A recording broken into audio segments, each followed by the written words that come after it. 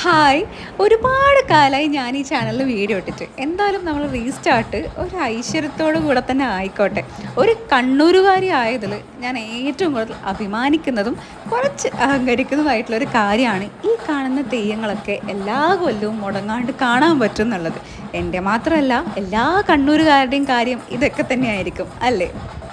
എൻ്റെ നാട്ടിലെ ഏറ്റവും ഫേമസ് ആയിട്ടുള്ള തെയ്യമാണ് ഈ ചോരക്കളത്തിൽ ഭഗവതി തെയ്യം. പണ്ട് പണ്ട് ചെറക്കൽ രാജാവിന് സ്വപ്ന ദർശനം നൽകിയിട്ട് ദേവി പറഞ്ഞു അത്രേ, ഇന്നേ സ്ഥലത്ത് എനിക്കൊരു ആരൂഢം വേണം എന്നുള്ളത്. അങ്ങനെ ഉണ്ടായതാണ് ഞങ്ങളുടെ ശ്രീ ചെറുക്കക്കാവ് ഭഗവതി ക്ഷേത്രം. ആ ക്ഷേത്രം എൻ്റെ അമ്മയുടെ തറവാട്ട് ക്ഷേത്രം കൂടെയാണ്.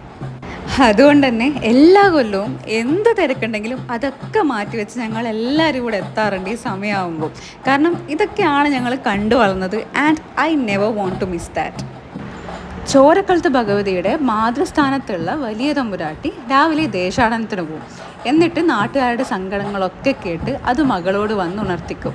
അങ്ങനെയാണ് രാത്രി 2 മണിക്ക് ചോരക്കളത്ത് ഭഗവതി കണ്ണു തുറക്കുന്നത്. നിങ്ങൾക്ക് കണ്ടാൽ തന്നെ മനസ്സിലാവും, മുഖത്ത് നല്ല രൗദ്രഭാവമാണ്.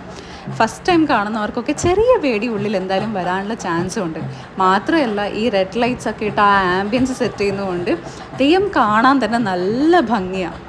അപ്പോൾ എന്തായാലും നിങ്ങൾക്ക് എപ്പോഴെങ്കിലും തെയ്യം കാണണമെന്ന് ആഗ്രഹം തോന്നിയിട്ടുണ്ടോ എന്നുള്ളത് താഴെ കമൻറ്റ് ചെയ്യുക.